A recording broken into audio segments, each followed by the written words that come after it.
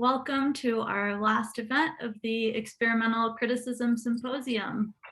We are so excited and so thankful to all our contributors to the journal, all the panelists, all the co-hosting presses, and all of those who have attended our events and participated in all these really generative, amazing conversations that we've been having over the past 7 weeks. This panel is going to be a little bit different.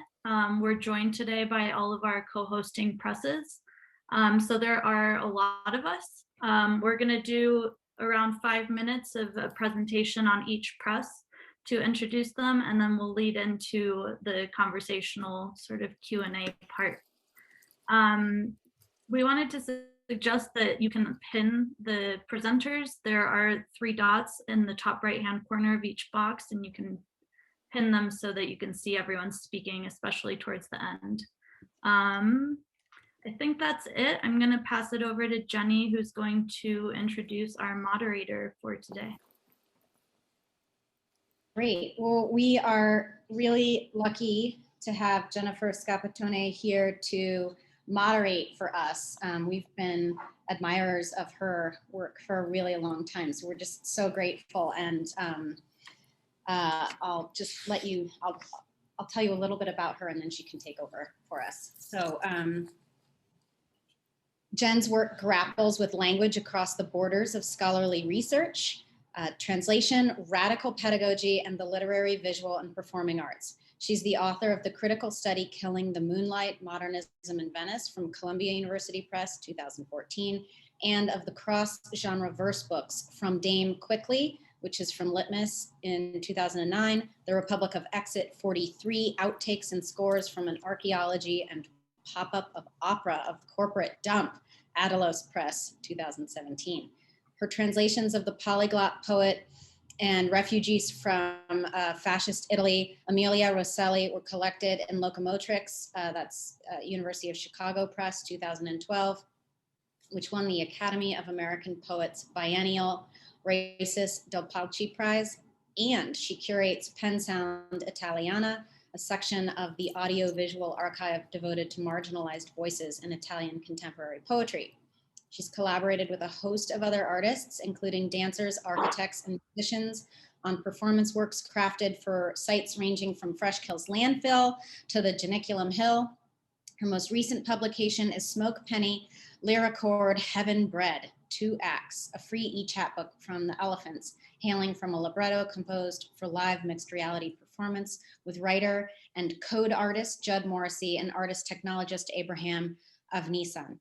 Under pandemic, she is making puppet mystery plays and unpublishable accordion books related to a sprawling project on copper extraction, while attempting to send out a manuscript about cross-lingual poetics called Poetry After Barbarism, Fascism, the Abracadabrant Word, and the Invention of a Motherless Tongue. She's an associate professor working across several departments at the University of Chicago. So welcome, Jen, and again, thank you so much for moderating for us. Thank you. It's really an honor. Thank you, Jenny, and thank you, Emma. I've been able to go to almost every one of these conversations, despite the fact that I teach in 50 minutes, not quite today, but and they have really been food for me as the struggle to make a new form for our thoughts kind of never ends, even after you've found various kinds of receptacles for thinking that were, satisfying at the time.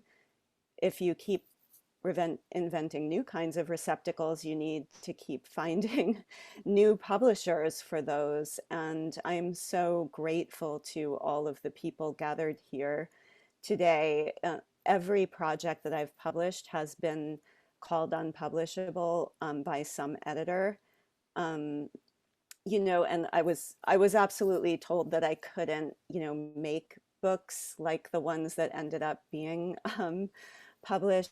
So I really applaud you all, and I'm not going to say more than that because I want to hear from you about how you made these miraculous things happen and then get us conversing with one another. So the first presenters will be Emma Gomez and Jenny Cookson of Manifold. So you can take it away first. Okay, thanks. So Emma and I thought that because of the symposium having been going on for so many weeks, oh good, I've got a car horn in the background, that maybe one of the things that we hadn't talked about, the two of us, is how we came to deciding that Manifold was necessary. So we're just going to give you a little bit of the story of our origins first. So for me, Manifold's origins are somewhere in the emotional swamp of my experience trying to propose, write, and defend my doctoral dissertation. While I thought I had been forthright about the fact that I wanted to write an experimental dissertation, my prospectus defense made abundantly clear to me that this was not, in fact, an acceptable direction. I'll spare you the details, but it was a demeaning and antagonistic experience. And I retreated from my project and from any kind of hope for a future in academia for quite a long interval. Luckily, the story doesn't end there, and I eventually found a supportive committee and I received my PhD in 2016, but I still felt a kind of, I can only describe it as a calling or an obligation to do something other than just finishing the degree, to push back against my experience and to send out a signal to other emerging academics that they weren't alone, that experiments and critique were valid, necessary, and indeed that those experiments are the formal expression of pushing back against the force of the very academic hegemony that I'd felt the weight of myself. So it seemed to me that there were two places in those structures of authority that were vulnerable to being breached: funding and publishing. So I established an experimental criticism essay prize for graduate students, and I started laying the groundwork for starting a press, which brings me to the point at which I met Emma, my co-editor and co-traveler in this venture. So I'll let her say a few words about her origins. Yeah, I met Jenny when I had just finished my MFA at Naropa University's Jack Kerouac School of Disembodied Poetics, and was coming from a very sort of experimental avant-garde lineage and form of teaching. And there I met Lisa Robertson, who really inspired me to start incorporating kind of critical writing and theory into my creative work. And I started thinking about how these are kind of two things that seem very separate, and thinking towards this direction of how we could yoke them together and why it is that they are so separate and treated in such separate realms or arenas. And then, yeah, just reading work of people like Colin Diane and Avery Gordon, et cetera, and starting to talk to Jenny about those. We were in a reading group together. And we both just really found that there was kind of this lack of a space to have these conversations and places where you could publish this type of work. So that was kind of why we started this journal. And we want to show you, I'm going to put up an image, which is from our introduction, which kind of illustrates, we started searching for a way to find a languaging for what we were thinking of as a sort of new genre. And kind of really thinking about the distinctions between not wanting to call it creative nonfiction, and trying to find terms that would help us sort of identify what we thought of as experimental criticism. So these are kind of some of the terms that we came up with, and the names that you see in the middle are the contributors that were in our first issue. Yeah, Jenny, I don't know if you want to say anything more about that. Yeah, I think the reason we sort of, as Emma was saying, wanted to at least come up with these jumping off points here was that in particular, we wanted to create a space that was not creative nonfiction, that was still critical. So what is it, how do we even explain exactly what it is that we were thinking of as being both criticism and experiment? And so we just thought that creating at least a kind of beginning list of what it could look like, or a kind of catalog. But as Emma said, this is a catalog with an infinite amount of room to expand into. Right.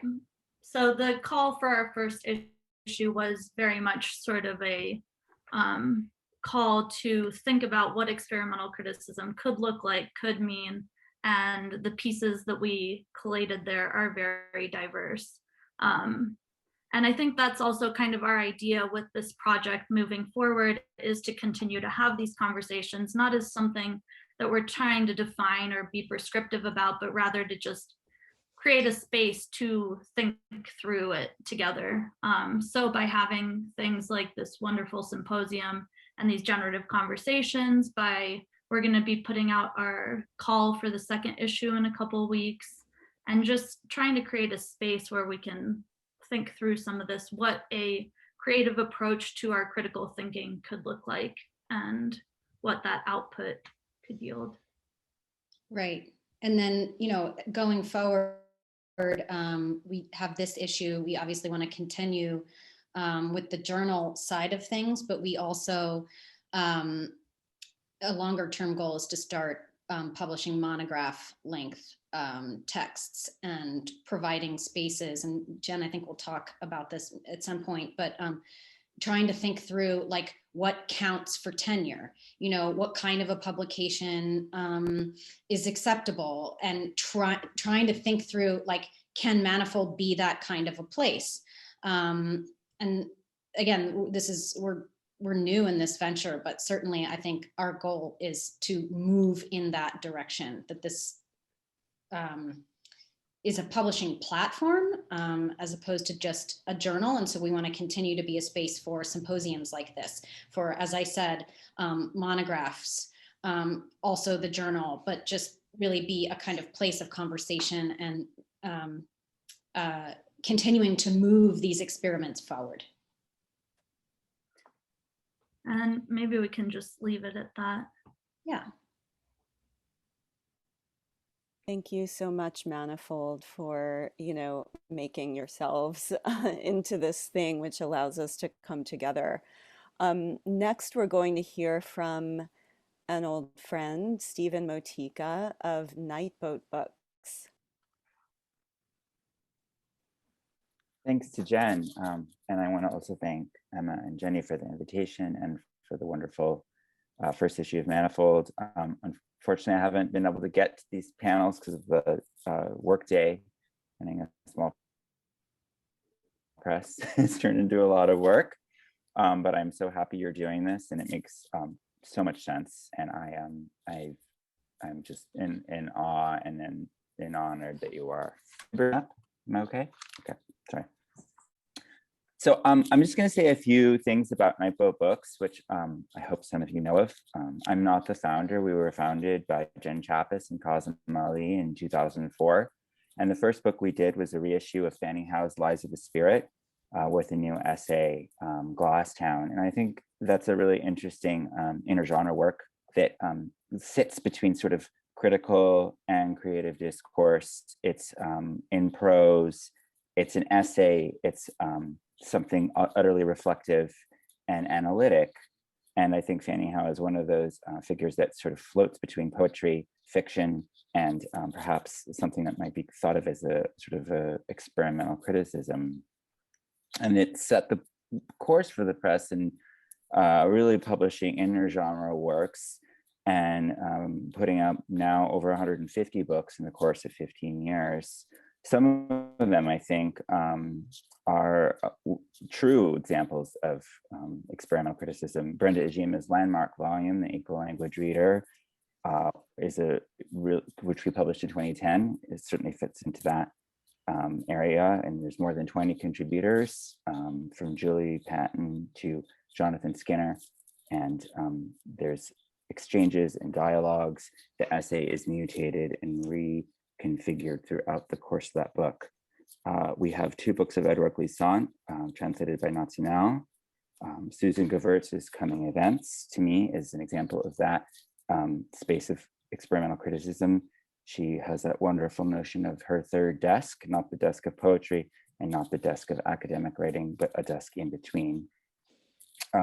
Bruce Boone, Century of Clouds, which we reissued, a new narrative classic, has, I think, a very sort of experimental criticism hat to it. And he wrote it as he was dropping out of a PhD program in Marxist studies at the University of California, Berkeley. We were lucky enough to reissue Amy Berkowitz's Tender Points, which is, I think, quite a radical book coming to terms with issues around sexual assault and gender in our culture. Alison Godd's Greenwood, which she wrote while walking through Greenwood Cemetery in the days after 9/11, became a trenchant critique on gender and race in an emergent America, and is a profound lyric while also being critical throughout analytic. George Albin's Lyric Multiples in that category, and Ariel Goldberg's fascinating original, The Estrangement Principle, which is an analysis of lesbian culture and culture making in the Bay Area before looking more broadly at gender and art making. Forthcoming, Ronaldo Wilson, who I know is a Manifold contributor and guest, is Virgil Kills. In the Guise of Fiction, I think, is a very penetrating way of looking at race, gender, consumer culture, and sort of early 21st century. Eleni Stikopoulos' book forthcoming, Poetics of Healing, and Angel Dominguez's letters, Desgraciado, about the colonial in Mexico and in this country. I also want to posit the question is, how might poetry or intergenre work fall into this? And I think of the works of Banu Kapil being really at the forefront of that, and a book like Schizophrene or Banan Banleo, where a critical language and a critical wrestling and discourse is folded into sort of the poetics. I also want to just note how grateful we are as a publisher when there is a place like Manifold that is able to publish experimental criticism.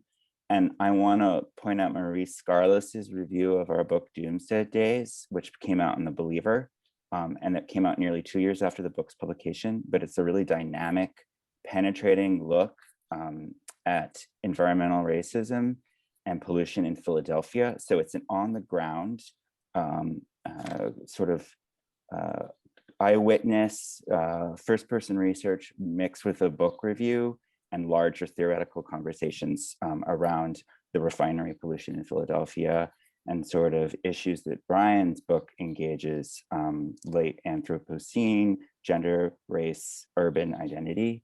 And I think that's a remarkable piece of critical writing that folds in a review and personal reflection and original research to create a document that is on its own just a powerful piece. And I'm so glad Manifold is here to amplify that conversation. And I fully am supporting the full book-length monograph collection. And that's all for me. Thank you so much, Stephen. What an epic set of titles you just reminded us of, and pointing out that, of course, there need to be reviewers who are willing to engage with the challenges of the original texts, which is a problem these days when everyone just wants a drop quote that is like the gimmick of the book. I have a colleague, Sian Nai, who's just written about the gimmick, and I'm afraid it applies all too well to review culture, which is a form of support for you all and for everyone who writes these sorts of books. But maybe we can talk about that later. For now, I want to invite Simon Palfrey of BC Editions to speak. Yeah, hello, everyone. Thanks, Jennifer. Yeah, so what I'm going to do is just give a brief back history. I mean, there's so many things that Emma and Jenny said are completely congruent with everything I would want to say, so I don't want to repeat them. And the page that Emma put up with all those different categories are ones that we would entirely endorse and seek to publish. So taking that on board, I mean, just a brief so sort of two histories. So firstly, my own is a slightly different. It's kind of interesting to listen to Jenny's because mine, is similar in some ways, but very different. I mean, I've come from completely the sort of Tasmania margins, and I wasn't remotely part of academic or literary cultures, but then kind of gradually kind of came in through my doctorate anyway, and then I sort of became I wrote a couple of books which were more or less standard monographs, but sort of based on Shakespeare, with their own kind of energy, their own kind of slightly dissident spirit, but even so published by Oxford University Press and so forth. But then I began to become restless within that. I was already restless and already kind of pushing at the edges of it, sort of temperamentally. And a friend of mine, Ewan Fernie, and I set up this new series, which was with Continuum Press initially, called Shakespeare Now, which endeavored to be what we called mini-graphs, which were short 30,000 word books, which the idea was to get sort of thinking before it got frozen. We wanted to sort of thinking when it's still kind of hot or warped or kind of molten, and has some an unfinished quality to it. And that was a series where we wanted the form to be determined by what people wanted to write about, rather than kind of pouring it into a pre-existing mold. And that turned out to be a very successful series. We got some great stuff. And then I wrote, and after that, I wrote a book for University of Chicago Press, called Poor Tom, which was based on the figure in King Lear, which again seeks to explode the form. And it's a whole book about a non-existent character, because Poor Tom doesn't exist. And that was in its own way a kind of a radical experiment, with kind of chapters which did a whole chapter blocking a single moment, sort of 26 different ways of blocking a scene, or 77 aphorisms about Tom, which kind of sort of pushing the notion of an academic proposition to the edge. And this sort of done within a major academic house, so publishing with Chicago and Oxford and Cambridge and so forth, which has been really good fun. But at the same time, there remains institutional restrictions to that. And as much as they speak the language of opening and permission and so forth, there's a certain point where decorum stops, and decorum says you mustn't. This is beyond the pale. You can't go there. There is, and that was interesting. And so a few years ago, a couple of mates and I began to talk about setting up this thing, which we eventually called Beyond Criticism, which was its purpose was pretty much what Manifold's purpose has been, to allow different forms for criticism, to allow whatever shape is required, and however polemical or personal or confessional or theoretical or sort of mashing up or whatever. We were particularly interested in ways, and we thought there was a tremendous kind of attenuation of the possibilities of critical thinking in the academy. The dreadful way in which you either write in sort of a 7,000 or 8,000 word article or an 80,000 word monograph, and everything has to conform, and the footnotes, the whole thing seemed to be a kind of sort of self-destructive, as I said, attenuation of the possibilities of literature and of art more generally. And you just think back to what's done in the past, and all of so many wonderful works of poetry and philosophy and writing of all kinds, which themselves are in different ways creative or formally adventurous. I mean, obvious examples like Nietzsche or Kierkegaard, or the dialogical tradition of the Renaissance. Talking dialogue. I mean, the first long piece of literary criticism in English is Dryden's dramatic poesy, which is in dialogue. And there's so many ways in which we'd seen lost touch with the tradition, seeming to honor tradition and being frightened but being paralyzed by it into this kind of new, slightly fake tradition.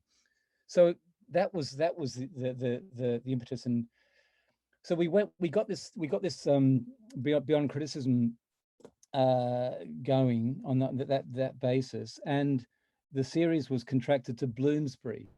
And the reason we chose Bloomsbury was because we thought they were perfect, because they had a large academic division and they had a large trade division. And we thought that therefore, what we wanted to do was break down boundaries, both creative boundaries and disciplinary boundaries, but also boundaries of communication, not getting locked within the academy, not being sort of consigned to some place where you're not allowed to talk about ideas, but seeking more sort of fluidity in all sorts of ways. And we thought Bloomsbury would do that. We thought that we could use the institute, the fact they straddle different kinds of modes, different kinds of institutions would help us. But because we had options at that stage, but it failed. Bloomsbury failed us because a huge multinational like that is determined by its marketeers, by the marketing people, and they simply didn't understand it. They didn't understand how to list, how to taxonomize, and so our work just kind of got, well, either got frozen in inappropriate lists, or it just fell between stools, and they didn't back it. They priced it absurdly, and so we just got, fed up with them, really. And so we reached a more or less amicable separation, and we got back the rights to the books we wanted to keep, and we've moved to Boiler House, who's an independent press based in Norwich in the UK, who are much more mobile and so forth. And so we're relaunching the series. Now, just a brief word, what we publish books of any length and of any mode, and engaging, with the same sort of things we've been talking. Won't go into that. Just a briefer sense of some of the ones we've done or are forthcoming. For example, we're very interested in collaborations of all kinds as well, I have to say. And so one of the ones we've done is a really interesting rewriting of the Orpheus and Eurydice myth by Kieran Millward Hargrave, who's a great novelist but also a poet, and Tom DeFresson, who's an artist. Kind of it's a tale which moves those different. It's done in the voice of Eurydice with Kieran's poems, and Tom's text done through his pictures. There's Anson Ansgar's book, The Sick List, is forthcoming, which is a remarkable piece, which is like done in the mode of Thomas Bernhard, the Austrian, fantastic Austrian sort of misanthropic novelist, and it's a sort of satire on the academy about this kind of infection which goes through. So it's a kind of a novel which is also sort of parasitic upon the cultures. It's about a parasitic cultures, and so it's a novel as a critique. There's a book that I mentioned a few weeks ago that Ewan and I wrote on Macbeth, which is both a prequel and a sequel and a critique of Macbeth, which is a collaborative fiction that Ewan and I wrote. There's a wonderful book called The Shaken Bible, which goes back to the sort of ranter tradition of the 17th century and kind of discovers this kind of rebellious spirit in the language and kind of mashes together all those different languages to create this new scripture in sorts. So it's a critique and also recovery of the possibilities of scripture. We're entertaining a whole bunch of new proposals as I speak, and so this is the kind of we want to. There's the stuff that's been mentioned already about reviews, about tenure, about this is all important stuff which we can talk about in the discussion. But yeah, I'm very interested to meet everybody, and we're sort of re-beginning, and so we're enthusiastic to meet people and discuss possibilities. So that will do. Thank you. Thank you, Simon. So exciting to hear about all of those books coming out. Next, we're going to hear from Spam, Maria Sledmare, and Kirsty Dunlap. Hi. It's such an honor to be here. Thank you, Manifold, for having us and for putting on this amazing program at this time of year and with such an international community. We've prepared like a sort of short talk, so we're going to both chat. I'll just start. Yeah, so I'll put a link in the chat to the thing that I'm talking about, which is Spam Plaza, so you can peruse while I'm speaking if you want. In her essay Time in the Codex, Lisa Robertson writes, quote, "It is the most commodious sensation I can imagine, this being lost." Commodious means both roomy, comfortable, and convenient. Spam Plaza came to life in 2017 with the intention of servicing the small press community in Glasgow with a space of generous response and lively critical conversation. From Glasgow, Spam had been operating for 2 years already as a poetry zine and micro press. And during this time, we realized our readers, contributors, and editorial team were in the process of theorizing what post-internet could mean in both theory, politics, and poetic practice. From our relative marginalization in Scotland, we wanted to forge a DIY environment with a wide roster of contributors, a quick publishing turnover time, and an emphasis on the contemporary. As Spam HQ itself becomes more spatially distributed So we currently operate between Glasgow, London and Berlin. We welcome international contributions, envisioning the plaza as a site of dissolving borders, where works and poetry scenes from many places might come into conversation. So part of this impetus is captured in our journal's name, Spam Plaza, plaza meaning a public square, an open area, a place to sit and contemplate. The first review we ever published was Denise Bonetti's take on Michael Crow's An Attempt at Exhausting a Place in GTA Online, which takes Perek's experiment from a Parisian square to the virtual world of Grand Theft Auto. We were also attracted to Plaza through its valence within vaporwave art, which name-checked the virtual plaza from its historic use by software companies of yore to boost a sense of the internet's once friendly and sociable vibe. A lot of the work we published responds to the millennial experience of the internet's shift from the hyperscapes of Web 1.0 to the ubiquity of Web 2.0, as Mao Bayoko succinctly puts it in a review of Dom Hale's poem, The Naughties, quote, "At some point in our lifetime, a transition occurred between accessing a resource and living through its infrastructure. In meta-modern fashion, the plaza is both a sincere and ironic nod to that dream of a commons accessed online. As such, we welcome criticism whose modalities reflect those of the web itself. Many of our reviews and essays are hypertextual, densely citational, others are free-reigning musings, many shift effortlessly between high theory and pop culture. They are attentive to form while recognizing form's intrinsic reproduction of content. They are loyal to small press publishing. They are often written in collaboration or response rather than from an authoritative and singular position. My own editorial approach was inspired by years of writing for the Glasgow and Bristol-based music blog and now successful print magazine Goldflake Paint, whose readership and support grew through enduring commitment to covering independent music, often with a strong US focus. As Goldflake Paint would feature prolific short reviews of new single releases, I decided to create something similar for poetry, Spam Cuts. These are short reviews of a single poem published within the last 6 months and freely available online. Many contributors have used this form to challenge our conception of what counts as, or what is the site of, poetry. There have been spam cuts about poems gleaned from podcasts, Instagrams, live performances, blog posts, sonic and visual works. So we're interested in that sense of like a native web vernacular, increasingly lost as the dominant platforms delimit both creative expression and user reach within their corporate algorithms. The combination of long form interviews and short reviews, we hope, along with the informal peer review process of our voluntary editorial team and promotional arm of social media, encourages a more accessible, lively and dynamic critical space, which functions both as archive and responsive community, a place to be joyously lost, not in nostalgia, but in the ongoingness of attention, curiosity, revision and opening. Over to Kirsty.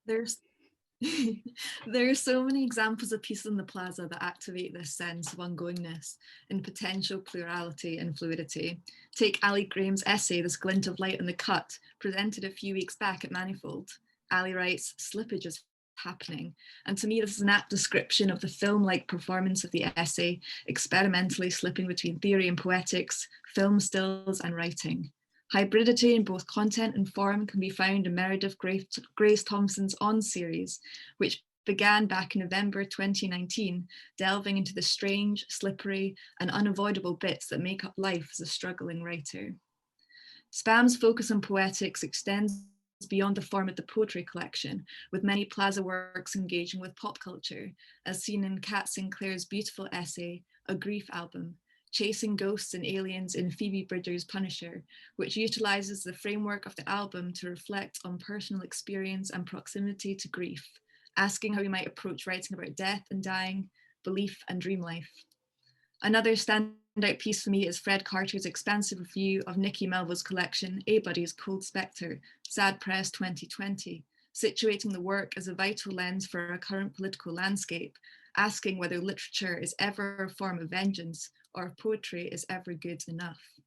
Another Plaza highlight is Azad Sharma's essay, which voyages the fraught expanse of colonial legacy, migration, and racism, explored in Vanni Capodeo's stunning pamphlet, Odyssey Calling, also out with Zine Press 2020, addressing the poem through reference to critical and cultural histories, from Windrush to Greek myth and Stormzy. Spam is also concerned with the post-internet and the expansiveness of this term to consider technology's rippling effects in our everyday lives.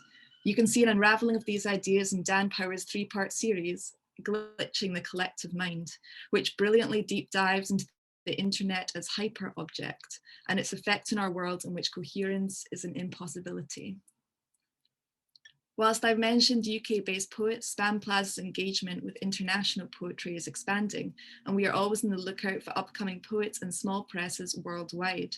Some examples of our transatlantic crossovers include Nazim Wuchai reviewing Anna Gertin Vashter and Jennifer Firestone, Ed Looker interviewing Jasmine Gibson, Marina Scott on Cassandra Troyan, plus a forthcoming interview between Mal, Maria, and Mary Buck. Most importantly, at Spam Plaza, we want to create an expansive space of creative potential that invites writers both new and established to contribute, from university undergrads to well-known scholars such as Mackenzie Wark.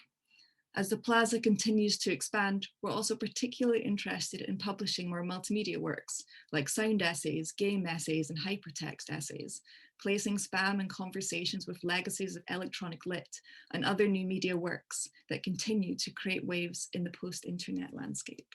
Thank you so much. Thank you so much. Yeah, imagining a post-internet world is itself such a utopian vision right now.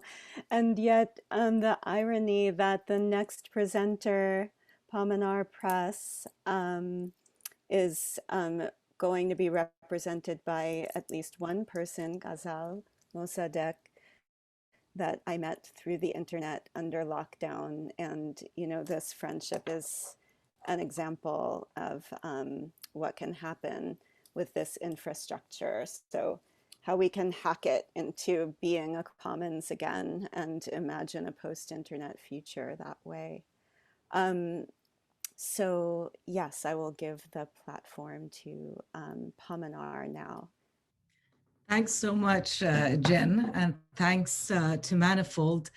Hajar Mahmoud had put together a brief presentation of Paminar, so I just leave her with share screen to briefly introduce Paminar, but then we can talk about it more at discussions. Thanks, Thank Hajar. you, Hajar.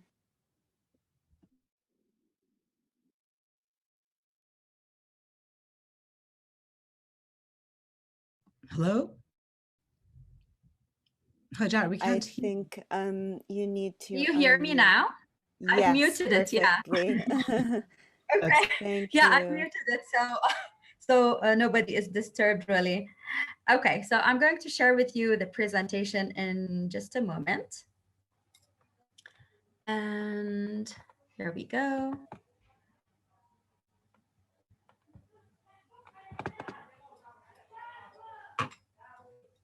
So can you all see the presentation with me? Yes. Okay, that's perfect. Great.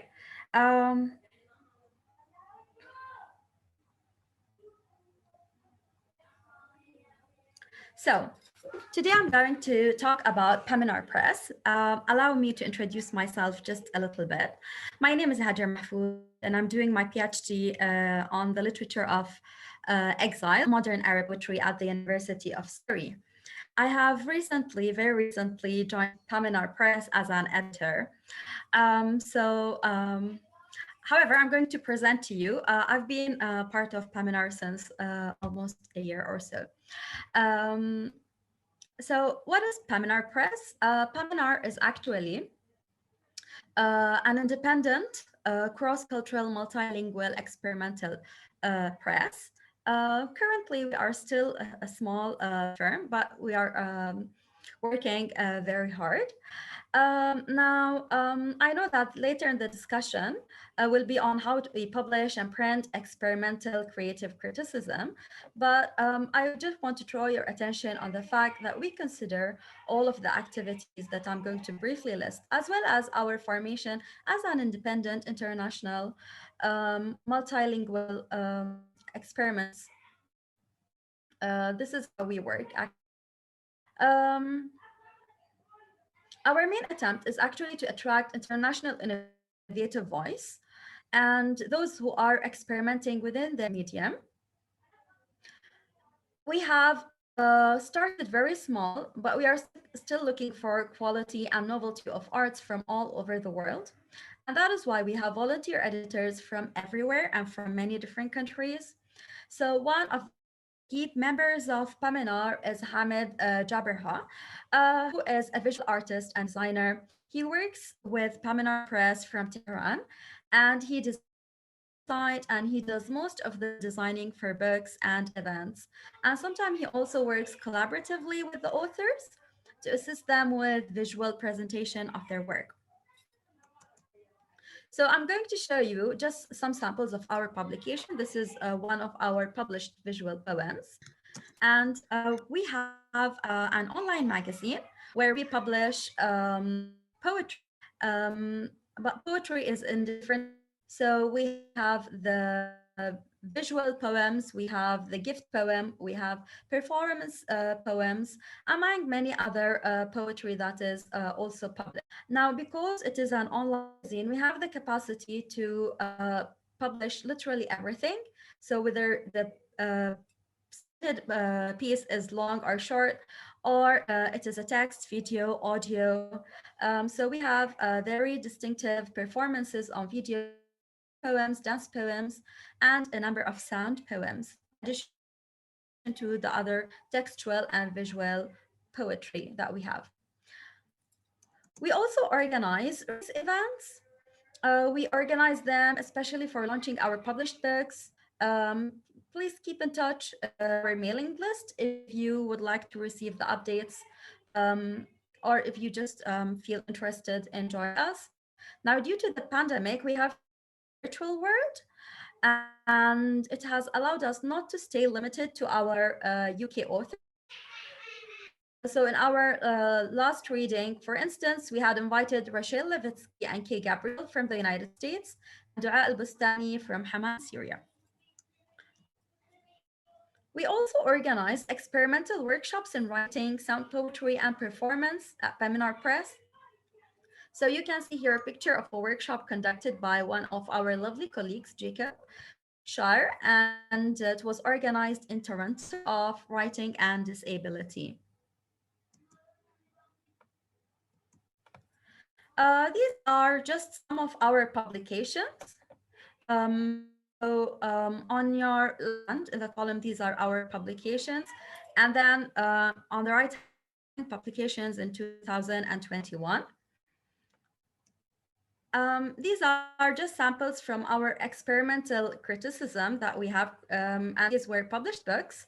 I will just brief you very, very fast upon some of them. So in literary criticism, I would suggest From by Phil Terry, for instance, which came out of print just yesterday. From by Phil Terry is poetry is a mixture of both poetry and criticism. And it's mostly coming from Terry's various notes and finished and unfinished projects in the past. So his work is basically a challenge to the barriers between creative and critical practices. So it's really a very interesting piece. And then another sample that I would like to speak about is Carlos Sato Raman's, who has a form of creative criticism on multilingual writing, exploring the nature of expression in 3 chapters, 1 in Spanish and 2 in English. Rachel Levitsky bilingual checkbook is Against Art, Travel, and Anti-Voyage, examines the nature of travel critically through a series of short essay and letter. So this was in brief what I wanted to just speak about Paminar Press, and then I'm going to leave the rest for my colleague and friend Ghazal, who's going to elaborate more and tell you more about what we do. Thank you. Thank you so much, Hajar, and forgive me for not introducing you. I didn't know you weren't in the list that I received, but I'm so That's happy to meet totally you. fine. That's totally fine.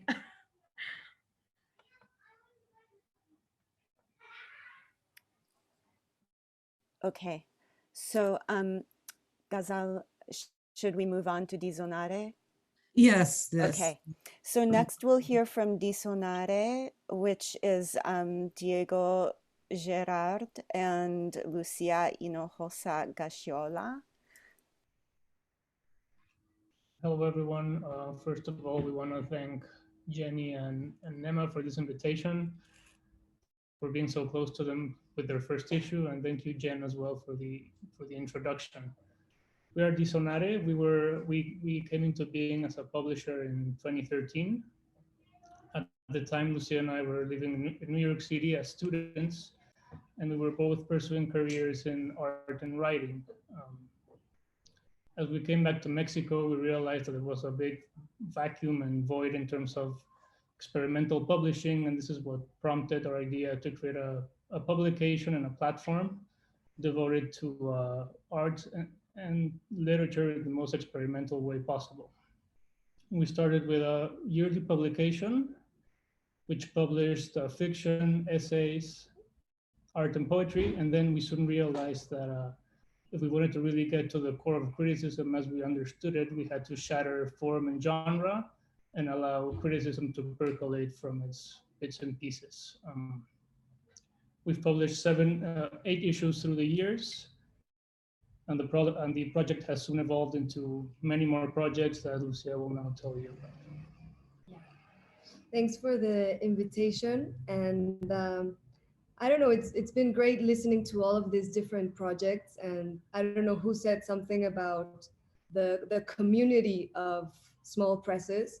So I really do think we're a kind of community scattered all around the world. And diSonare, when I think of it as an impulsive and emotional organism, like something in between an organism and a vehicle or a platform. An organism that demands through the years more and more limbs and more ways of thinking about experimental criticism, but not only critical thinking, but actually critical doing. I think publishing is kind of the bloodline for this action, for this doing, that has taken up many different avenues. So if diSonare was a human being, kind of, or a human being that is made up of many people, it would be an interdisciplinary or multidisciplinary organism or thing. And we are really interested in reaction, adaptation, and relation. I would have those 3 kind of things on the top of my mind. Adaptation, because also, as someone said before, I think Simon, there's something that I'm very interested in about unfinished. So a kind of unfinished poetics, an unfinished thing that is kind of leaking or flowing. And in that way, it is adapting, and it is inviting, it is opening more people, more collaborations. So we're interested also in translations, and also on other hybrid people or other hybrid artists, poets that translate their own work, or poets that also have a critical practice, or are also into sound or into activism. Or so diSonare is kind of like a platform that is open to all of these things, and it also evolves very naturally. We're mostly interested also in affect, in friendships, in real friendships, not only in collaborations or in colleagues. So that's why we're not that interested in academia. We publish sometimes academia critical pieces, but we try and build our own infra poetics, like Anne Waldman would say outside of academia. So yeah, as Diego said, we have published 8 different issues in Spanish and in English and sometimes in other languages. Each issue has been developing by its own. So at the beginning, it was more like having an array of different voices that were kind of unexpected, or they were dissonant. That's what diSonare means, is dissonance. So you know, having someone that is very an emerging artist or emerging poet with someone like Jonas Mikas, for instance, translated into Spanish, or you know, have different things coming together. And even though it might seem dissonant, it's very it's curated very, very precisely, and really, really thinking about these relations and these reactions and adaptations. Other things we've done in diSonare are video. We've done, well, of course, online publishing with a blog. We've done many, many events. We love events like this one, but of course, events that are physically are very important to our publication, because the publication is kind of a catalyst that kind of explodes in the events. We work a lot with sound artists, we work a lot with filmmakers, with poets, with people collaborating, with translations, as I've said. So we've had many times reading in both languages in duo, or in 3 languages. We've invited indigenous writers that are also translate their own work to Spanish. So, you know, we are hard to pin, I think. We do many, many things, and we try to keep it open. So we continue in that current of adaptation. Our current project also is, since we've been working since 2 years ago with a group of women at the prison in Santiaguito de Almoloya in Estado de Mexico. So we've been doing poetry and performance workshops with a lot of people that have collaborated with diSonare, with close friends. So we bring artists together and go to the prison and create this kind of methodology.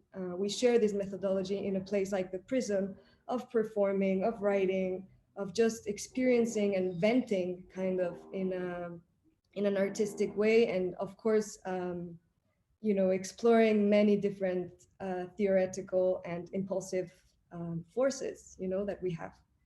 And what else? We are publishing a book of Peter Lamborn Wilson, the anarchist poet Hakim Bey, in Spanish. This is coming out soon, in a couple of months, we hope. And so diSonare will start making books. This is our new chapter.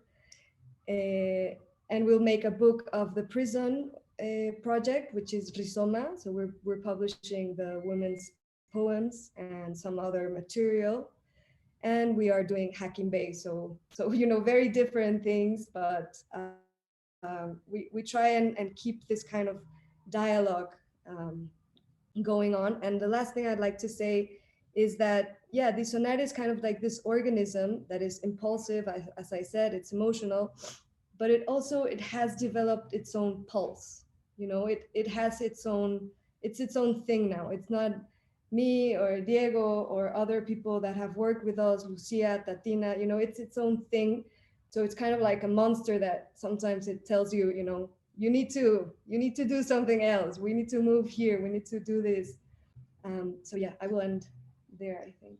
I would also just like to add that it's so fantastic to be reflected with so many independent presses who work around the world and who are always up for the fight against mainstream publishing. And I want to thank you for that, Jenny, Emma, Jen, and everyone involved in this talk.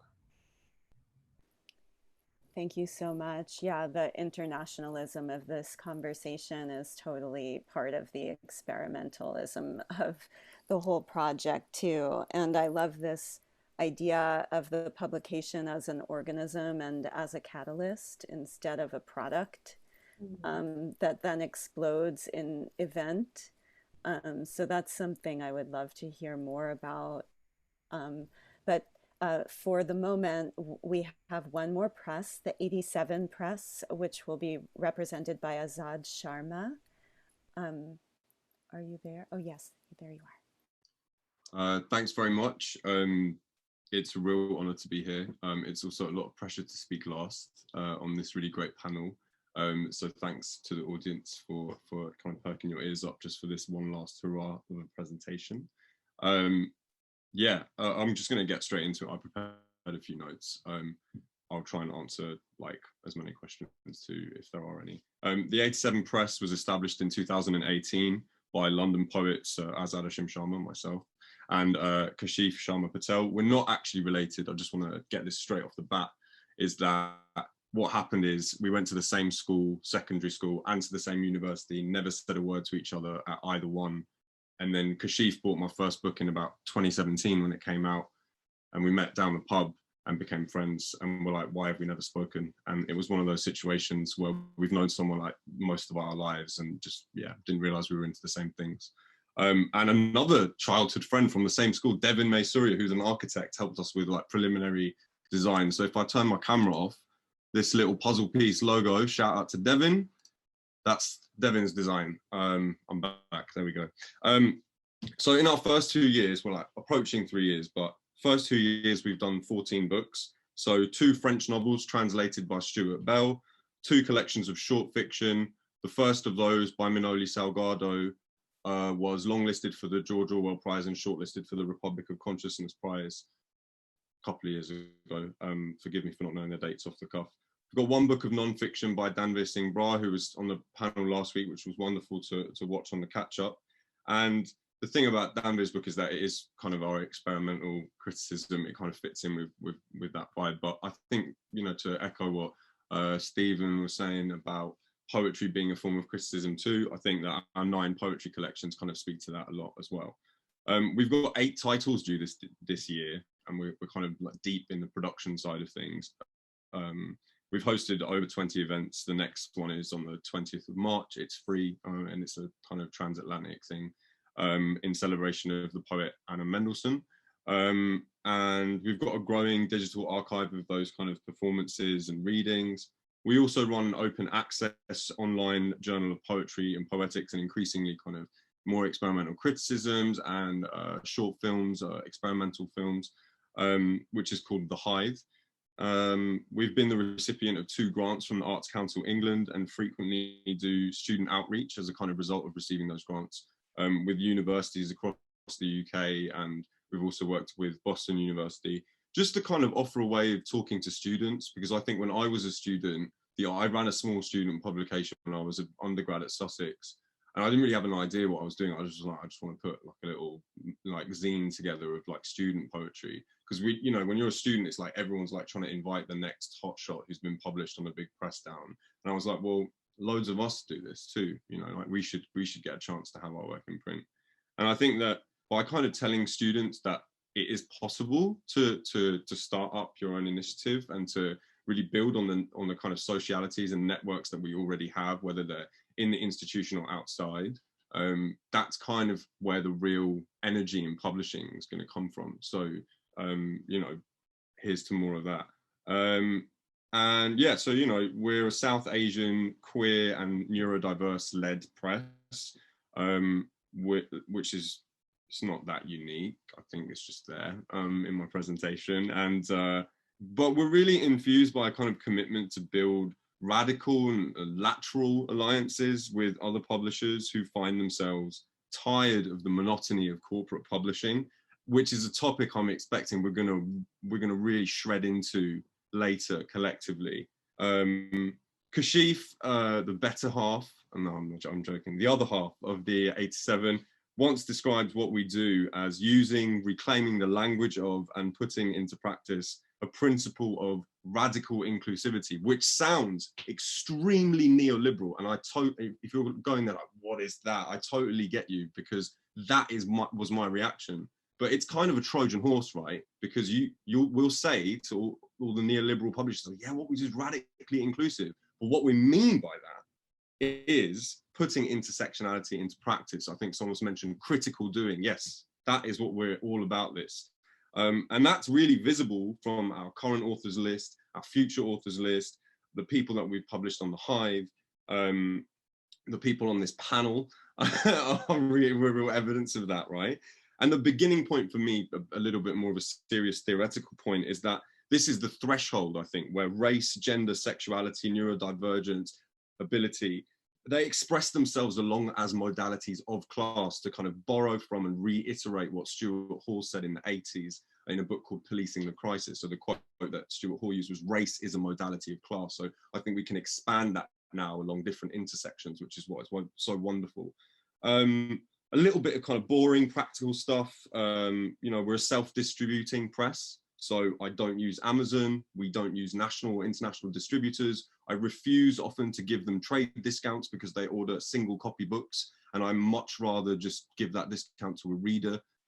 So we're stubborn, we're obstinate about our trade negotiations, which I think you have to be a little, because as I'm sure we're going to discover more based on the experiences of everyone on this panel, the obstacles for small presses to succeed at that kind of level of distribution are myriad, and you know, just they're there all the time.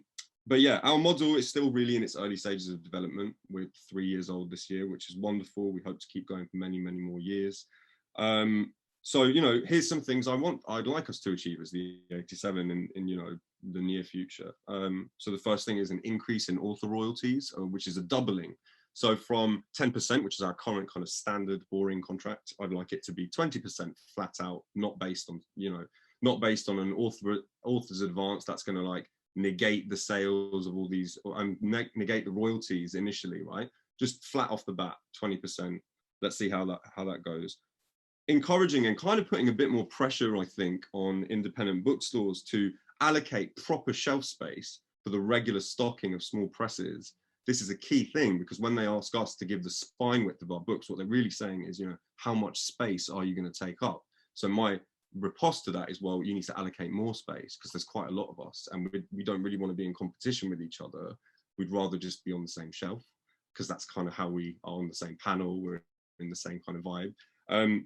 The other thing is that, you know, ensuring that just loads of new writers get published. I mean, it's so difficult for new writers. I get it all the time. We're going to talk about it as our own practice. You know, what is publishable, what is unpublishable, and all the strictures and kind of like predeterminations that are placed on the works of literature. And I just think if we keep doing what we're doing and encouraging others to set up small presses, that possibility is quite literally endless, and it's really going to democratize, socialize what we think of as, you know, literature with a capital L. So just quickly to round off, I hope I've not gone off over time. You know, our main focus is really on experimental or avant-garde writing, which in the 21st century, I think, is probably not as predetermined as what the historic avant-gardes were. I'm still quite attached to the term avant-garde, and I can't really give you a reason why. I think it just sounds quite sassy, but we can probably unpick that and decolonize that a bit, and I'm here for that. You know, what I think of as kind of like the real diversity and representation debate, it needs, I don't know if it's the same in the States, it probably is, or if it's the same in Europe and in other places in the world, but in the UK, we seem to be putting the identity of the author before the text at the moment. And I'm a little bit worried about this commodification of the individual as a way of kind of branding and circulating the text as a commodity. So I think we need a bit more Roland Barthes again. We need a bit, you know, let's move from the author to the text again, because I think we're forgetting that in the world of big publishing, at least, or at least the mainstream publishing are forgetting that. And also part of that is really, in the UK, we have this, there's like a great book on this called The Poetry of Saying by Robert Shepherd. He traces a trajectory of kind of British post-war poetry. And And what he says is that, you know, in the 50s, you get these guys like Philip Larkin, notorious just xenophobe, and Ted Hughes, who were always on the syllabi, right? And they're held up as these bastions of great British poetry. But they will, they basically wrote nursery rhymes. It was like really orthodox kind of iambic pentameter all the time. It's just really not interesting when you kind of put them in a kind of dialectic against people like Prynne, who obviously has problems with that whole Cambridge school, but there's a lot of stuff that's come from that that's been increasingly wonderful. So we should totally be on the side of, you know, the British poetry revival and against this movement orthodoxy, a new strand of which is certainly emerging, sadly, in the UK, something that I'm happy to position myself and the 87 Press in opposition to. But in this, we really see ourselves as part of a collective movement, and soon we believe there will be a kind of cultural materialist historical account of small presses internationally to show that we are really part of a kind of cultural movement against, you know, global neoliberalism. And our fight is really against the global publishing industry. So I'm very, very proud and privileged to be part of this panel. The 87 is very happy to kind of join arms with everyone here and to sort of build that bridge to this not yet world of fairer publishing. And that's all I've got to say, really. Thank you. Well, that's all, is it? I was taking so many notes. I have like 77 questions now. I was thinking to myself, just stop. I can't have another question. So now's the moment when I want to invite you all, as you take in all this brilliance and, you know, creative approaches to resisting the behemoth of global neoliberal publishing, to like collect your thoughts and write any questions you may have either in the chat or raise your hands and you can unmute yourselves, but I will start us out, and I have like way more questions than can possibly fill the less than hour that I have. But I think that I'll start from Azad's final challenge. As you were all presenting, I was thinking of, you know, some other moments that I'm afraid to say, yeah, they kind of conform to the definition of the avant-garde, which needs to be decolonized. But I was thinking about the futurist manifesto of the wireless imagination, which imagines this new world of publishing poetry that will reach out horizontally to contemporaries instead of relying on the authority of the past centuries. And it is radically internationalist. And at the moment of the writing in 1913, it's an anarchist stance, which, as everyone knows, gradually evolves into a fascist imperialist stance that's quite nefarious. But you know, I see this possibility with a medium like Zoom that allows us all to come together, and with the sort of travel that Rachel Levitsky's Pamenar book is writing against, being a moment to have an international conversation. And I just am wondering what the other presses would say about how concretely, I mean, both in, I guess, socioeconomic terms, but also in aesthetic terms, one does rebuke the global publishing industry. So we have like the early moment of like the beginning of the telegraph and radio and internationalist communications, and many, many idealist, either socialist or anarchist, you know, sort of internationalist movements of solidarity. And then we have like the Mimeo revolution, and at around mid-century, there are lots of conversations happening internationally, but we've reached this scenario where Amazon itself is global. And it seems that every time you know, there's like a new genre is invented, it becomes reified as creative nonfiction, which seems to mean basically I write about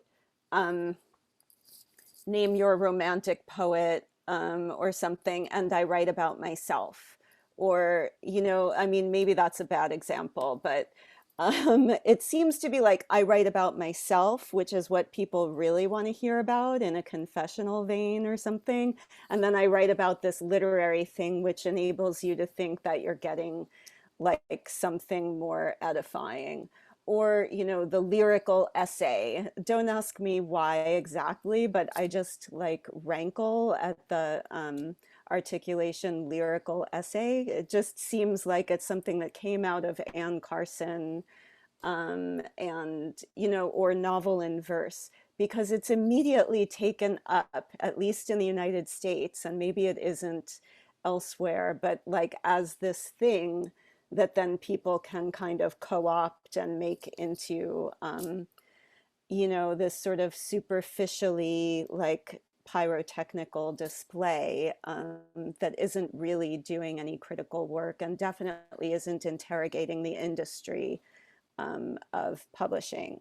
So like either in aesthetic terms, like so in terms of how you invent a new container for these like monstrous, I think Lucia used the word that the press is a monster, like these kind of monstrous forms beyond forms. Someone, I think it was Stephen, mentioned Julie Patton, whose work I taught yesterday, and I had to give a mini lecture about how people like Leanne Brown, who's in the audience, have like wanted to publish Julie's work, but she resists the form of the book. She like just doesn't want to be bound by it. She puts it in terms like, you know, they want to strap me into like, what is that thing at the gynecologist's office? Anyway, like, not that Leanne wants to do that, but that like setting herself up to be published is somehow like getting inspected at the gynecologist's office. And like, yes, thank you, speculum. How could I like forget that word? But somehow, you know, so aesthetically, like, how do you reinvent the book to make it capable of accepting the work of someone who's, if you don't know her, she's a collagist, she's an installation artist, she's a vocalist, she's a dramatist, she's a singer, and she's totally amazing, but somehow her work really resists publication. But also then, like in more concrete political economic terms, how are you all going about doing that? And Simon kind of talked about that with like, oh, we'll try Bloomsbury. Well, actually that didn't work. So I don't know. I think we could all go around and sort of share some like maybe one touchstone of how you're actually dealing with this. And I know you all have very different approaches, but is that an acceptable question? So essentially, how are you resisting, you know, the global publishing industry on the ground, and how are you making it possible to publish the unpublishable? That's a really big question, so I can break it down if it's better.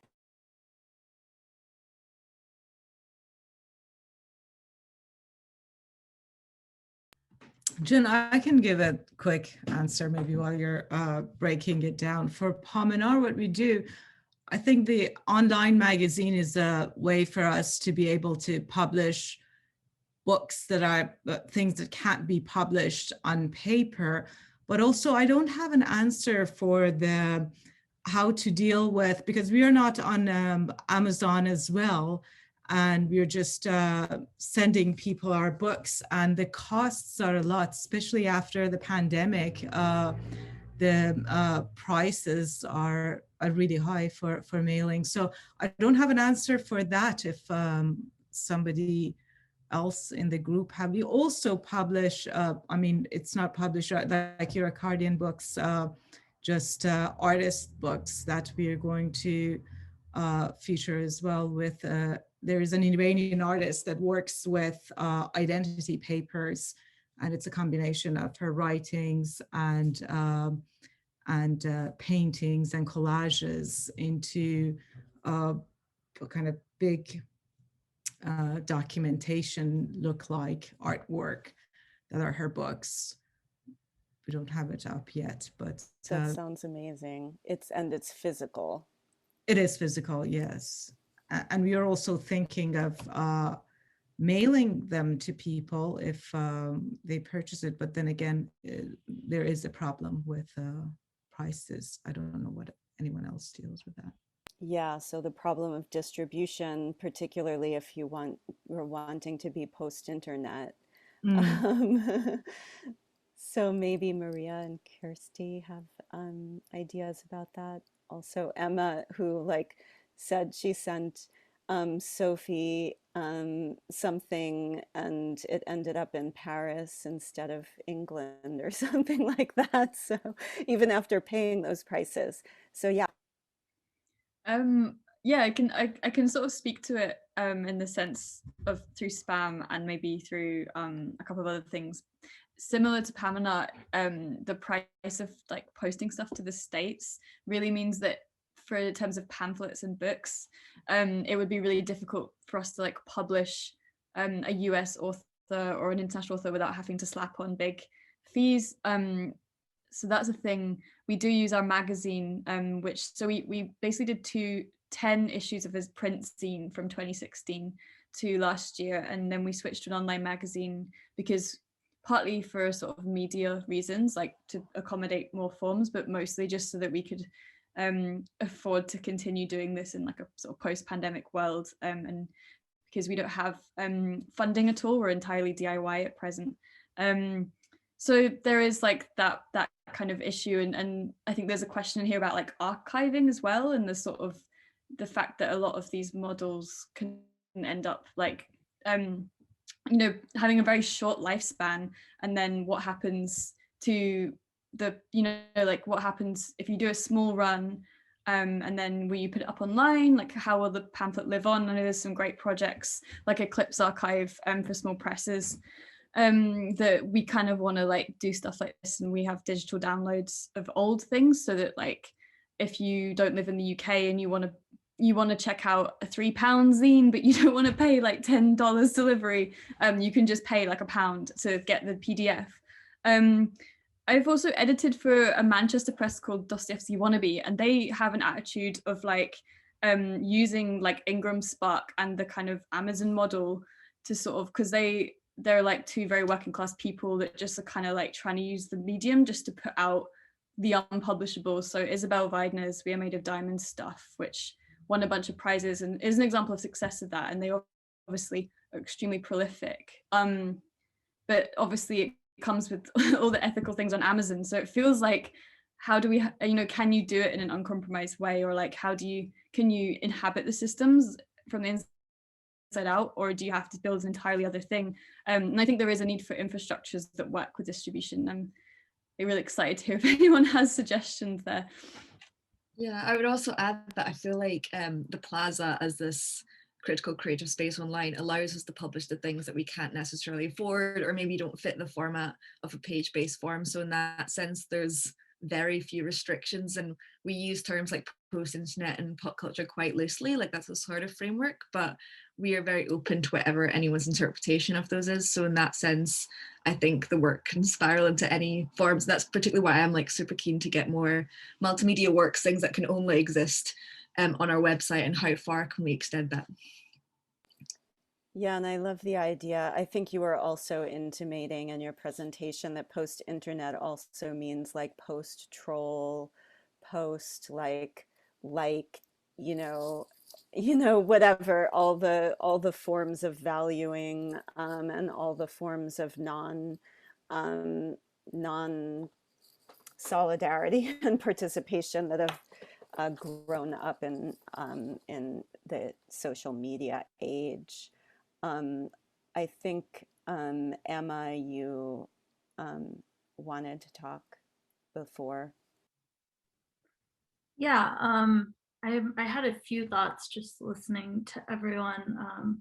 One, we've also definitely had this struggle with how to deal with distribution, especially since Jenny and I started together in Denver, Colorado, and I've since moved to Cambridge in the UK.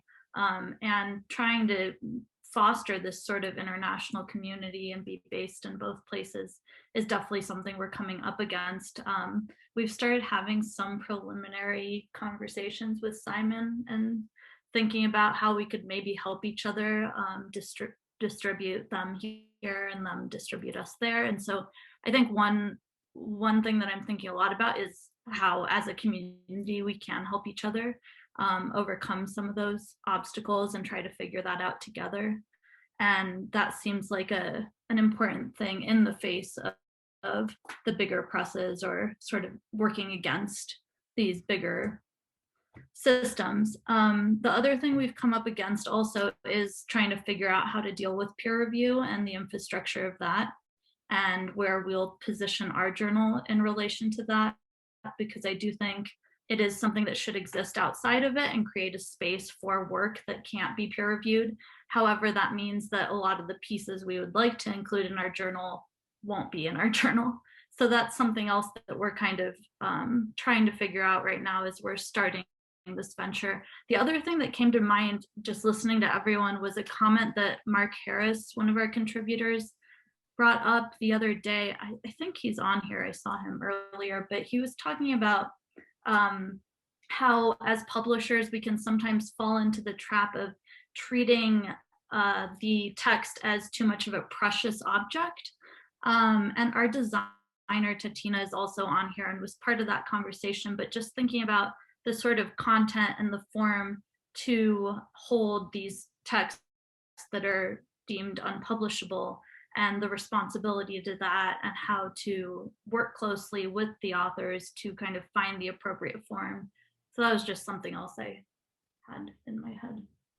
Anyway. Yeah, and I wanted to add on to this question of peer review, and Jen and I had a brief conversation about this the other day, but you know, my original background was in commercial publishing. I worked at Doubleday, and then I fled to academia, having some romantic notion that this would be better, you know, and then felt squeezed on the other end by academic publishing. And what are the conventions of both? So, you know, in to a certain extent, Manifold is really like between these two rocks in terms of what we're trying to do and how do we create a space for academics really to do different kinds of work and to publish different kinds of work, but also have it, again, have it count in their academic careers and not have to flee to commercial publishing to get some of it published. And so this kind of squeezing from both ends of academic and commercial publishing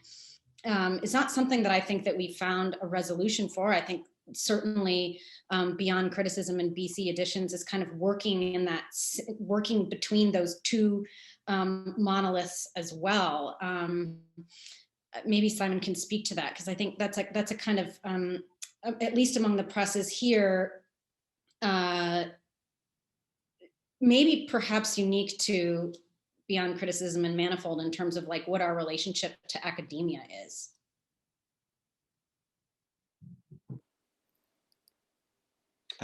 Simon. I also yes, I have you in my mental queue. Maybe Simon wants to speak to that. Is that, were you unmuting yourself, right, Simon? I was just going to respond to yeah. I mean, Emma, I think it's very tricky and difficult, and that question about can you remain uncompromised is a really hard one, and I don't know the answer to that. It's interesting working within, you know, in a sense, right within this, you know, a center. Like I work at Oxford, and you know, you can't get more establishment than that. And it's interesting to think what I mean, that question about, you know, was it Maria, I think, said, can you, you know, the working from the inside out is an interesting question, and what's the best way of not just taking advantage of the privileges and the possibilities of being in a place like here, but also changing it, changing what can be done and what is done within it, and that comes with its own problems, because you think, well, the only reason you can do these sort of things is because you have this kind of privilege and power, and you go, oh, yeah, it's fair enough for you, you're a but then the fact that, anyway, so I think that's quite difficult. And I think there's one of the things I come upon is the question, for example, of funding. Like, I know that if I present a plausible project proposal, I can get money from within Oxford for certain things that would be worth quite a lot in the independent sector. And I'm both willing to do that and reluctant to do that, because I think, well, but I probably should do that, get some money and then get a group of people together, and you could do that and then kickstart something. But then I don't know. I mean, I'm just talking in circles, really. I find that I find in my own work compromised and uncertain what to do, because I'm trying to straddle these boundaries, and it's not easy. And there's the pressure to, should you be content with being published in a sort of small press with a small readership and not much? Just these distribution problems are really true. Or should you think, well, now what I'll do is I'll shave my work, I'll change it so that it can be published by a major university press, for example, knowing that you can do, and that these are difficult questions, and I don't have any answers to them personally. The question of, I think the Boiler House initiative is interesting, and I'm beginning to get a little bit more optimistic about it than I was, because I think there's a chance that it could work, but there's no certainty it'll work.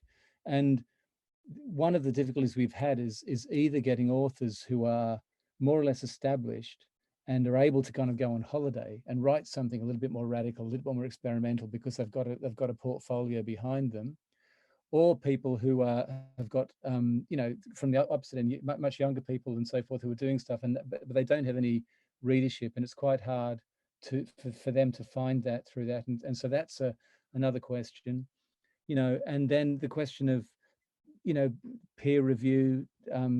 In England, in the UK, they have that thing, the REF, the research, I think it's whatever it is. It's the thing which within the academy, people's work gets kind of looked at and given a mark, given a grade out of, a band out of 4, for work that's sort of world class and is original and innovative and groundbreaking, blah blah, gets the top grade, blah blah blah. And the funding for an institution, major universities, is actually contingent upon this stuff.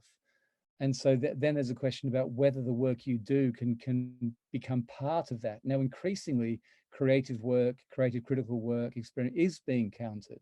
And my sense is that the UK is slightly ahead of the US in this. I don't know, I could be wrong, but I've had a few of my friends or colleagues from the United States, when I've been telling them about what I've been doing, saying, I could never do that in my job. I would never be allowed to do what you're doing. So there's tiny little green shoots that are from, this is talking about from within the academy. I mean, that's what I'm talking about, but it's really tough. And the question of getting reviews is really hard, actually, as well, because it's fine to get to write this book and to get it published and to sell a small number of copies, but then there's a problem that, who reviews it. It doesn't get into the journals because it doesn't fit in. The review of English studies or essays in criticism, whatever they are, these things don't review it because it's not an academic book. It doesn't get reviewed by the newspapers. Maybe one in thousands gets reviewed by the Times or the Telegraph or whatever. It might get reviewed in Spam Plaza, which is fantastic, or wherever else. But you know what I mean? It's this sort of, these are difficulties, and I think the only answer to it is just to get working, to get going, to build up communities. And one of the most interesting things is the way in which the independent presses have been challenging and sort of beating them, the big presses, in the quality of the work they're publishing. It's just a lot of it's just better, and the Republic of Consciousness Prize. These are really interesting small presses. Mainly, I'm talking about. I'm mainly aware of what's done in fiction and so forth, but it's really, really good stuff, gets a lot of so that's working. Of course, many of them, they get hoovered up by larger presses, but there's something happening over here with that. And you know, I think we just got to do it, really, not worry too much about it, I suppose is my basic answer. We have like Stephen and a few people in the queue, but I just want to say in response to that, I think of people like Theaster Gates, who are part of my institution, the University of Chicago, and who are just very flat out in wanting to be engaged in Robin Hoodery, and like literally buy up parts of the university that would normally, you know, put up like live work spaces for the first years, and instead make like a Stony Island Arts Bank with a library of Black uplift or a Black cinema, you know, house.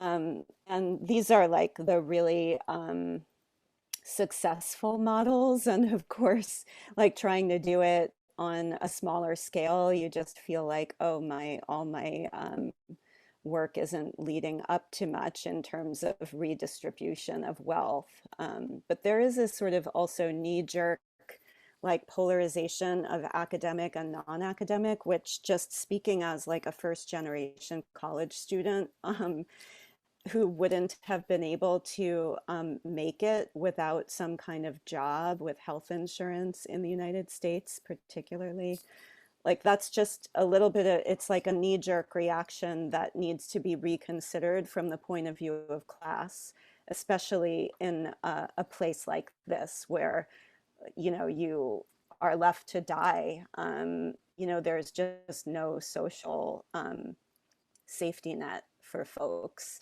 So a lot of people have in fact taken refuge in the academy, and it is slowly changing in ways that I think Simon is marking, but I think that the events of the past year have made it very clear that the university needs to change because it's just not working. And there's so much talk about the need for the university to be in conversation with the public, and the university should really be looking at models like the ones represented on this panel for different approaches to the public. So some of us that have institutions in positions in the university can probably help by teaching these works and assigning them to our students and writing about them, and, you know, getting the students excited about them and getting the students inventing their own organs. But it's going to be slower as a change and as a reinvention of academic structures than we really want.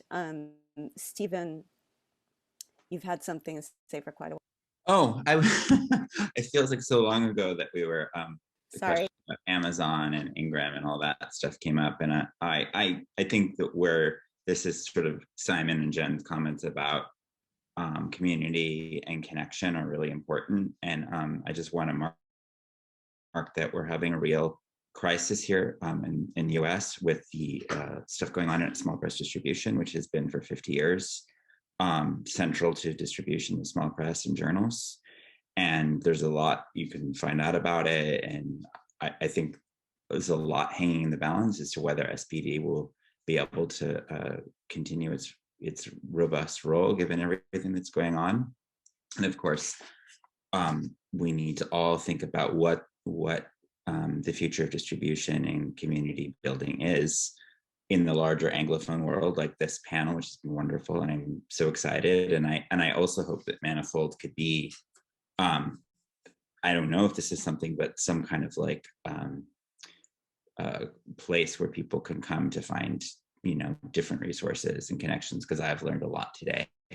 And as a larger press, I think the largest press presenting, we battle the neoliberal corporate world every day. Unbelievable things happen once you get a little larger and people begin to see what you're doing as an asset that they want. Penguin Random House comes hunting around and, you know, offers you a pittance for something you've spent 5 years working on. And so we're up against that all the time, and trying to thread the needle and trying to be realistic about the fact that our publishing program has books that sell very few copies that are very important to us as a press. And just doing it is an honor. And we understand that the author may never become someone that's widely read or discoursed about, and that's still really valuable. And then books that you think, you know, are set up to have a broader readership, and that's a tension within. How do you publish that full range of work? We do 18 books a year, so some things really connect. And we are seeing, we put a book out in November called We Want It All, and a new anthology of radical transpoetics. We have had so many requests from people across the globe. Where can I get this? Not on Amazon. Where can I get this from an independent shop? So we're pushed by the feedback to do the work, to provide resources and outlets for people that want to purchase books and support the book that isn't through, you know, a huge corporate conglomerate. So that discourse happens often on social media. So we are listening and learning. There's a lot of trolling and negative stuff, but there's also communities that speak in places that even 5 years ago, we wouldn't even have been able to listen. So I think for us to keep listening, to keep learning, I think Jen's point about like thinking past this legacy that we have here of, you know, that we've all been thinking about in the last year, and to keep building new things. And I for one think I just love what everyone is doing, and I want to keep follow up on it and be a resource.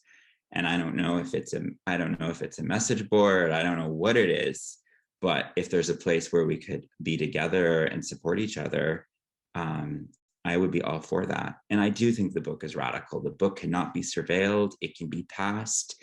It can live for hundreds of years. It can go secretly from reader to reader. It can be gifted like poetry. It need not always be commodity. It can be something that is free of that, which doesn't mean that there isn't incredible labor and material cost. There is. But I do really think we are in love with something that feeds us and is resistant. And I actually am a big believer in it, as well as all these new forms of digital, you know, non-book, outside book resistant. I think that's good too.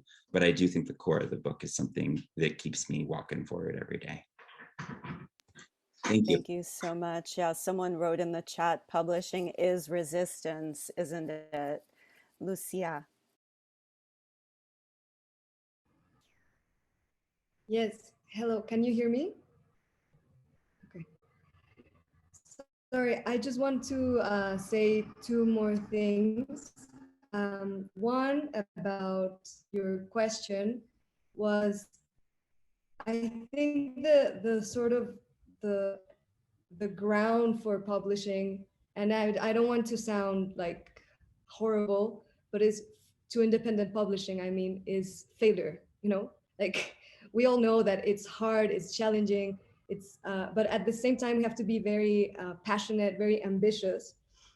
And as Stefan was saying, rely on the gift economy, you know, even though our products cost something, but there is such a huge gifting economy that I think it's just a real privilege and wonderful that it only exists in this kind of small communities.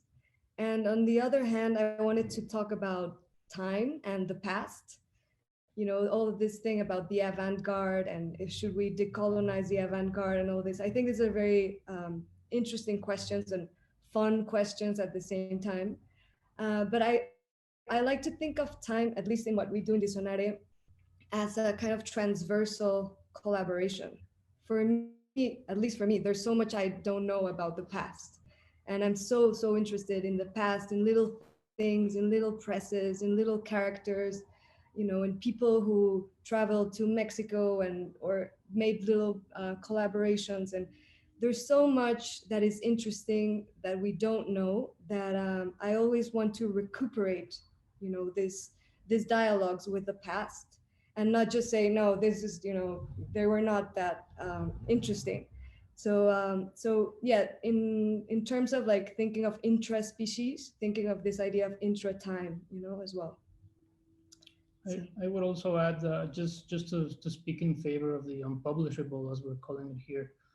I think that that's a term that we should leave to mainstream publishing and welcome it and publish it and set ourselves to failure, as Lucia was saying, knowing that maybe we won't profit from it. You know, I think we were once told by a great mentor to us that the best situation we can have as independent publishers is to waste the money we get in our own terms. And the money we get usually is from donations, from support, from Kickstarters, from things like that. So yeah. I remember one of my friends once saying, if I die with no cents in the bank, I've won. And just make it, especially from the point of view of US culture, which is, you know, all about this accumulation of capital in the bank and interest and so on. That really stayed with me. Yeah, and temporally transversal work seems really important. And I know I cited the futurists, but I'm a big anti-futurist, so I wanted just to say that my first big book was about Venice as like this multi-temporal space. But to getting to something that you just sort of touched on, the first question we have in the chat is from Rin, who asks if you might speak to what conversations your publications and communities are having around sustainability. How do you think of consumption, consumerism, especially under capitalism, in artistic spaces? And have you found that there's pressure to consider environmental impact among small presses? Or do these industries escape some of the critiques that might be associated with other industries, such as fashion? You're not mass producing, so you're not using the same number of resources. So that was the first question in the chat. If anyone has a... I can comment on that. Thanks for that question. This discussion is really great. Just like a couple of things I just was thinking, and it kind of relates to this question too. So please don't assume that I'm going to go off on a tangent. It's just that. So when I was kind of like, you know, rambling on earlier, I was basically saying, you know, I'd like us all to be on the same shelf. Now, what I mean by that is to remove the ideology of competition, which governs neoliberal racial capitalism globally, right? In this so-called free market, we are all in competition with each other. That means that when Spam release a book and the 87 Press or Nightboat Books release a book, in the ideology of the market, we are all vying for more profit over each other, right? But if we, as a community of publishers, internationally, locally, however you want to picture this, and this can happen at all levels, right?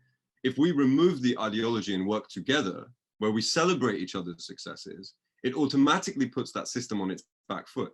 Now, if you're talking really about like the critique of some of the critiques of like fast fashion and versus how that could be in a kind of global publishing corporation, well, yes, printing for the so-called demand is probably better than printing and using like all these trees to produce millions and millions of books, most of which will eventually sit in warehouses. So you need to break down print runs from, instead of producing like 1 million books at a time, you do micro print runs, right? So you produce like 200 and then you keep doing that. Work with a local printer instead of doing what Penguin do, which is export all the labor to China where they can print a book for 20p. Then they own the shipping route where they can bring it to the US or Europe or wherever, and they make turn a profit because everything they do in the stage of their distribution turns a profit for Penguin, Random House, the corporation, right? We don't have the luxury of owning these things. So we have to create and expand on these existent kind of local community level grassroots networks, right? So it could come, for example, Lucia in Mexico. Whereabouts in Mexico are you? Just out of curiosity.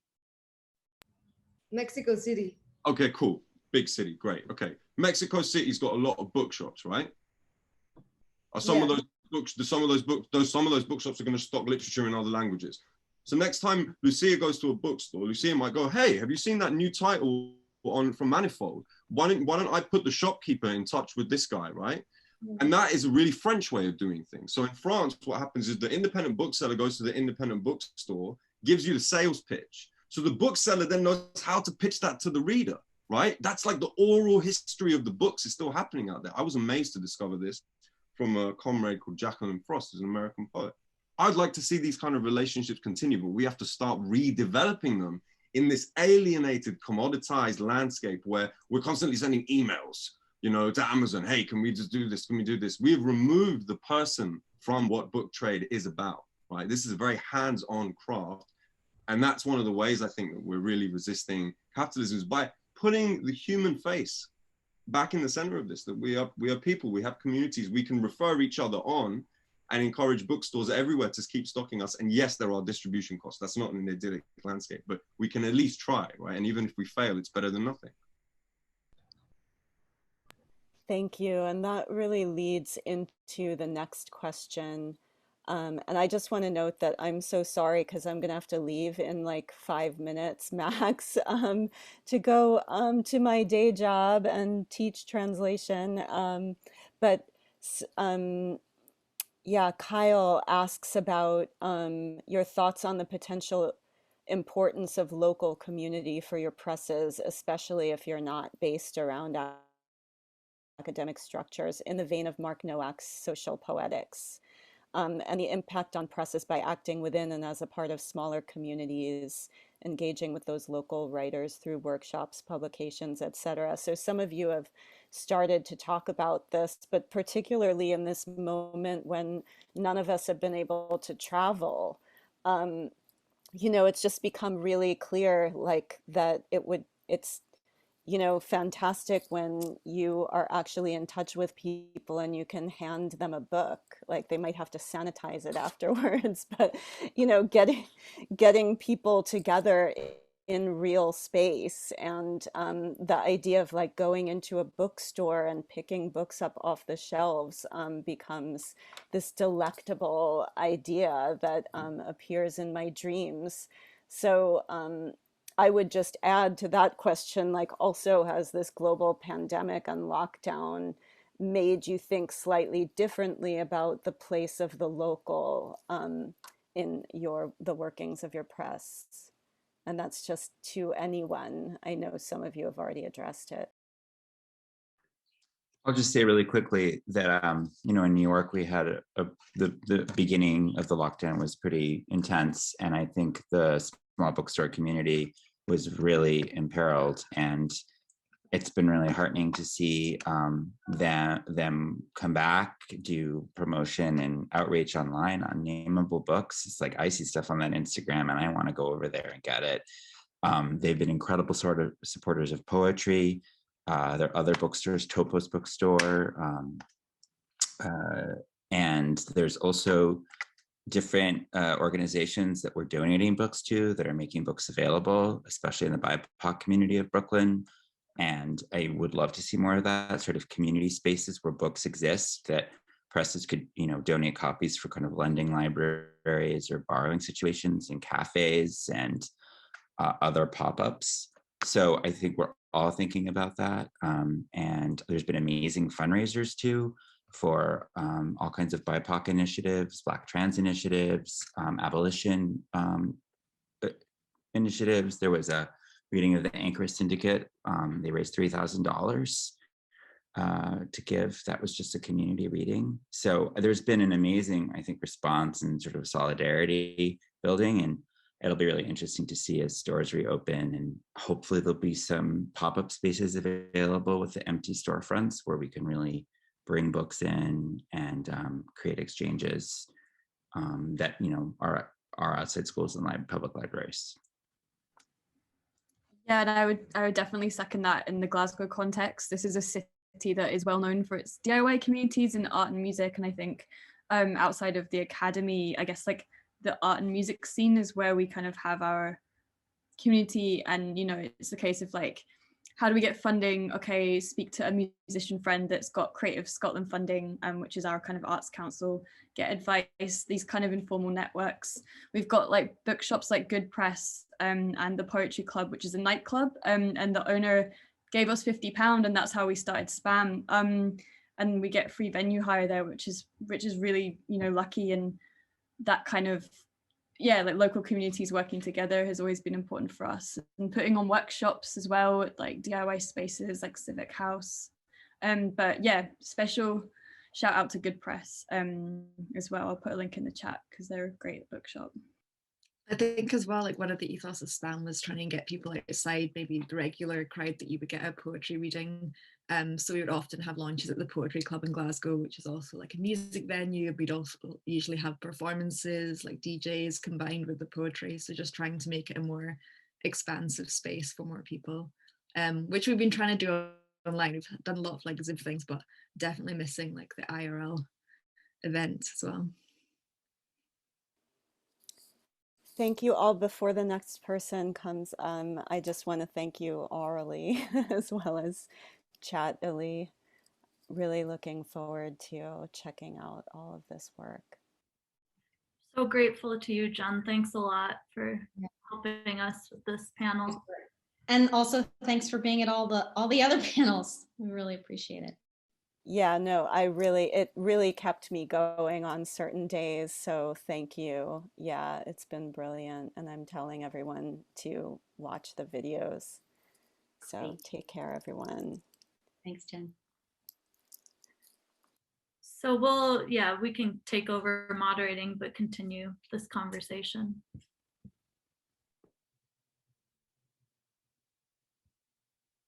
Let's see, were we missing any questions in the chat here? I think there were. I don't know if anyone had any last thoughts though about the idea of local communities. I saw Leanne also typing things in about Tender Button Press. So if you wanted to jump in too, Leanne, you're welcome to. Oh, thanks. I feel like I've had a really cocooning year of trying to refigure things because I want to stay very small and I've always been working towards collaborations, and but yeah, the Julie book has been a major love wish list for a long time, and it's been through.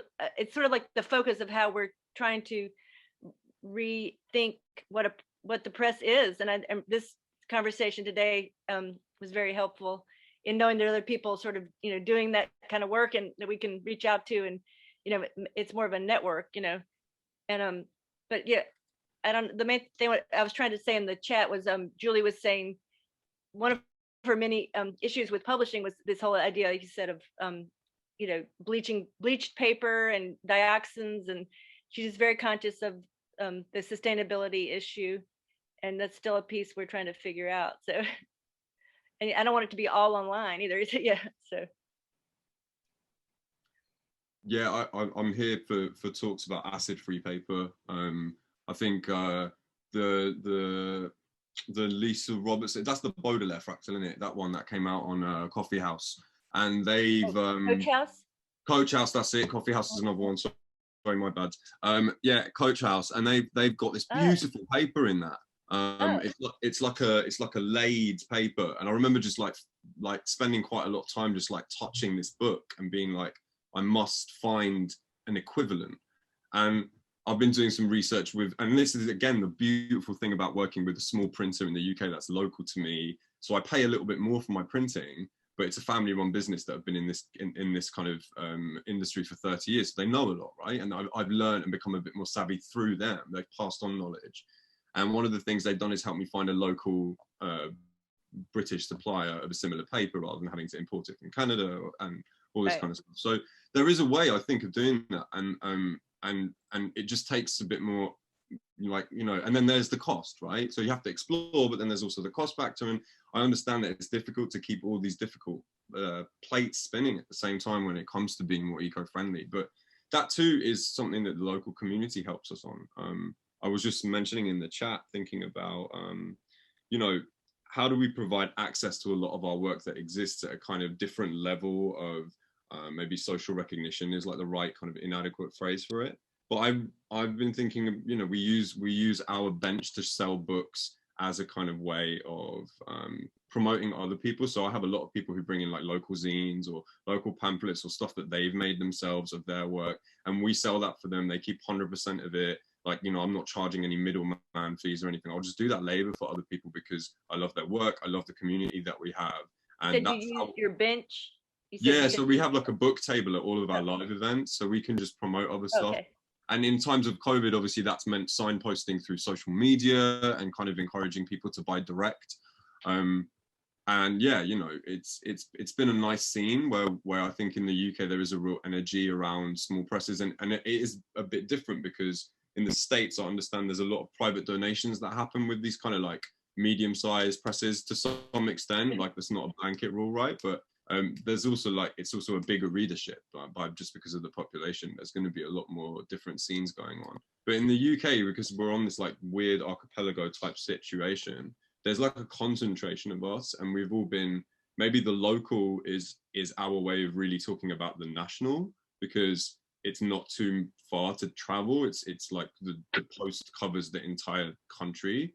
So we can ship around and kind of shop around with relative ease. So there's a sense, I think, of like a collective kind of front of publishers here. That's really, I'm just really pleased to be alive to witness, if I'm honest. Yeah, that's really great. I really enjoy hearing you talk across the ocean right now. And Maria is also saying how it's obvious, also a massive carbon expenditure with online stuff. So I sort of forget about that. So that's true.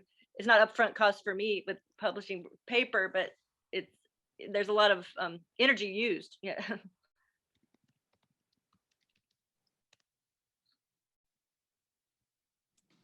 I have to go in a sec, but I just wanted to say that just just one thing that we're thinking about doing as maybe a little subset within what we're already doing is interesting. People, you know, saying stuff about Oxford's conservative, which is sort of true, but also not true. And there's lots of people who aren't within the place.